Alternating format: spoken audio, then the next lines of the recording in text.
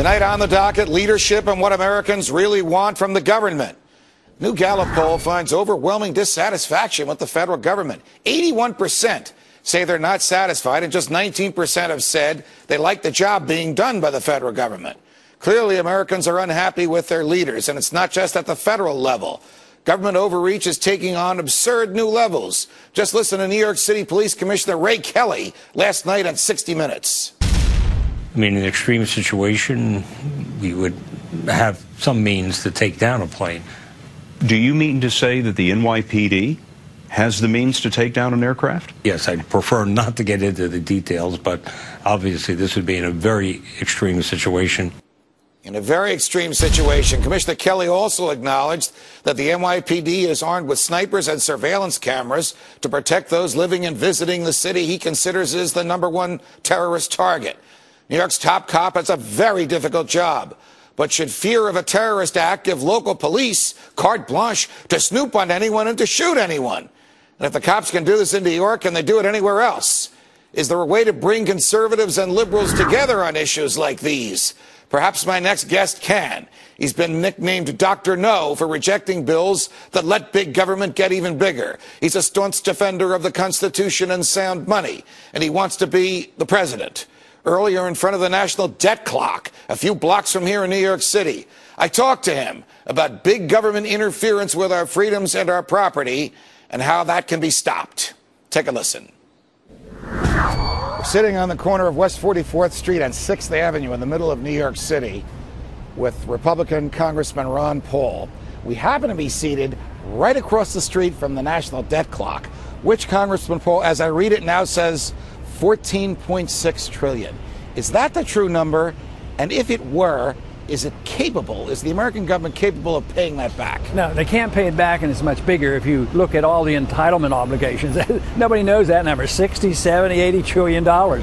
That would be the obligation. You know, if you had an insurance company, you have to have money in the bank to pay off the people that you bought, that bought insurance. Right. But in our case, all these promises and obligations all depends on future tax collections.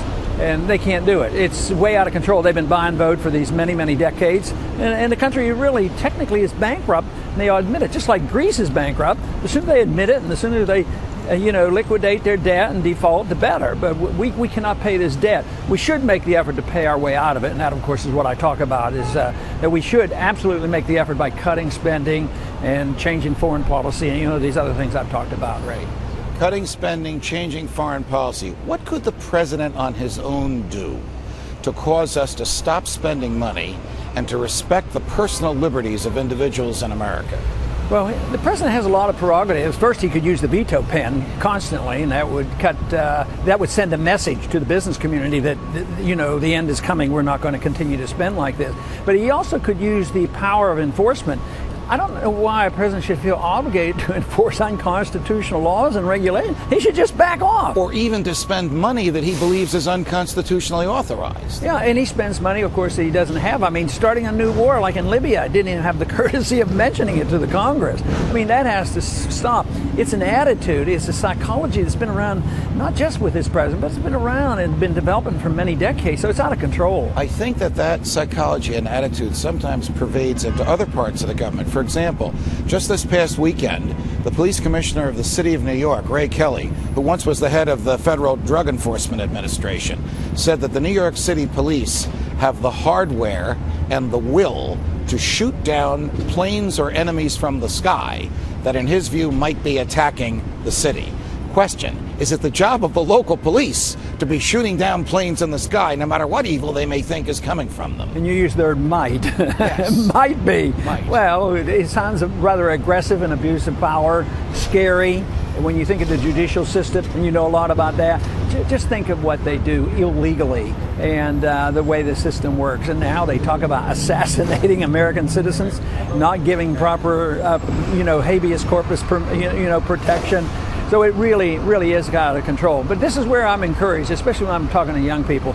they're tired of it all. They understand it, and they want their freedom. They know they're not going to get taken care of by the government. I think that's the best thing that's happened, is the attitude of young people realize that they're not going to be taken care of. And they'd like, and they talk about opting out of Obamacare. I talk about opting out of the whole system. That's what the young people like.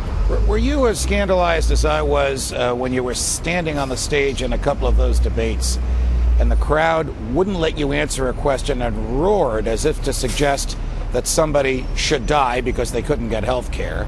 And the crowd roared when one of your opponents suggested, well, we execute a lot of people in our state. And the crowd booed at a serviceman in Iraq because he acknowledged that he was gay. Did that type of behavior on the part of people from whom you want votes disturb you? It really does. And I try to, talk to myself and say hopefully it's not quite that bad. And I don't think it is, because at the same time I hear that, and this is a certain group that goes, to these debates, but when I go to campuses where the young people are thinking about liberty, they don't boo that stuff. They cheer my positions on this, that we shouldn't be talking like that at all. It might surprise a lot of people watching us to know that there's another group of young people who support you overwhelmingly, and those are members of the United States military. In fact, there was recently an editorial called "You Want Him," and this was in a military newspaper, and the hymn was referring to you. And in this editorial, it reflected that you get a larger percentage of political contributions from active duty and retired military than the other Republican candidates combined. How can that be? Are they telling us something? I think their lives are on the line, and they've been ripped off. They've been sent over. I was in the active military, then I was in the Guard. Right. But the Guard is supposed to guard us. Reserves are supposed to be there in case we were attacked. But now, the services are so worn down, they send some of these Guard units and Reserve units overseas. They're worn out. And just think of nobody talks about the cost in human life. 8,000 Americans have died in these wars that are illegal and, not declared. 40,000 severe injuries.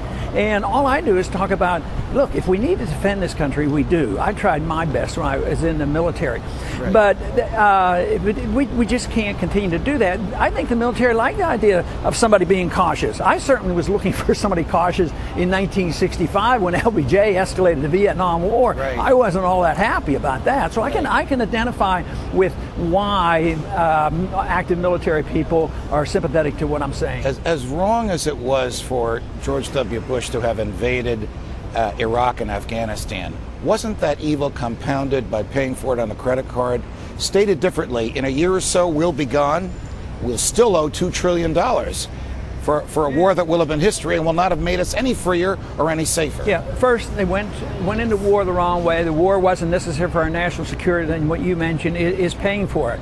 But history is pretty accurate in that most wars are paid for through debasement of the currency. That has been inflating the currency. So that is pretty traditional. So that's why you should be absolutely cautious about going to war, because it has economic consequences. How fearful are you about debasement of the currency? Great empires throughout history, which America aspires to be, wrongfully in your view and in mine, have collapsed when their dollars weren't worth anything, when people couldn't even buy food with the amount of money they had in their pockets or their banks or under their beds. Hundreds and hundreds of times in my lifetime, I could name a dozen countries that have gone through this. So it always happens. And this whole idea, what I'm surprised is how aggressively people defend paper. Like, paper is saintly. You mean you would attack the Federal Reserve and the paper standard? But most of those people have benefits that they're going to derive. You might be on the receiving end of those funds in the military-industrial complex or on the entitlement system, so they don't want those funds to be cut off. But do you think that if we keep up as we're doing, if the Fed continues to print money, if the government continues to spend trillions that it doesn't have, that our currency eventually will become so debased and a loaf of bread might cost $100? Oh, absolutely. I mean, just think what's happened since 1971. Gold was $35 an ounce. The dollar continually is debased. The big question is is it going to totally destroy and go to zero, which would be really a tragedy. I hope we come to our senses and that we say, you know, we better cut back and come home, and we better, you know, live within our means. So I think we should work for it, but we better be prepared for runaway current, you know, inflation.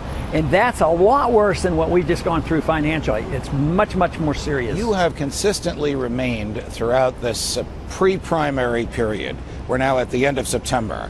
The first caucuses and primaries are in January and February. You have consistently remained between 10 and 14% of the Republican vote in all the polls. Whether people want to reveal the outcome of the polls or not, you are there. We actually saw a poll the other day in which you were second, and it said Mitt Romney first, Rick Perry third, Michelle Bachmann fourth. Well, don't even know how to count.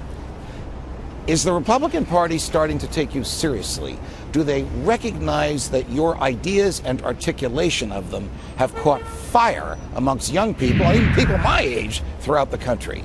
Yeah, I think so, and I think some of them worry about it. Maybe they don't want us to get that message out too strongly, but so they're sort of trying to water it down, and they take the message. You know, that's not an unknown thing in history. Water down a message and take hold of it and say, I'm attacking the Federal Reserve, you know, or something like that, but they don't really believe it. We've seen a little of that from some of your opponents who said, we favor auditing the Fed. They didn't say that 4 years ago. Well, that's a good sign, and some of them are saying, well, maybe it's time we ought to think about bringing those troops home from Afghanistan. Yeah, it's about time we started thinking about that. Before I let you go, what are you doing here in the middle of New York City?